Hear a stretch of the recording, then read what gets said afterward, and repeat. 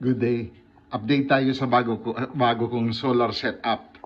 So bale, ngayon pinalitan ko na yung inverter ko ng mas matino. Medyo pricey nga lang ng konti, pero sulit naman kasi siguradong reliable.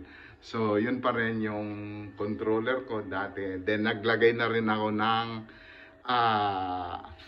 anong tawag ito? Breaker for safety reason. And then yung aking yung battery, bale doble na yung capacity niya. 300 ampere hour, can produce almost 4,000 watt hour.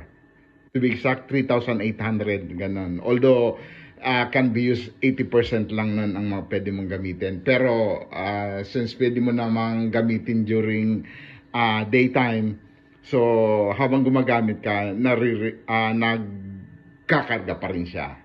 So okay. Naging sakit ng ulo sa akin yung dating medyo cheap na na accessories. So pero since during the time learning, nagli-learn pa lang ako ng kaya okay lang na pero pag seryoso ka na, so siguro mas maganda yung matino ng items.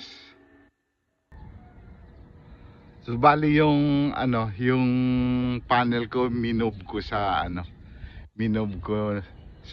magandang location para ma-maximize ko yung harvest.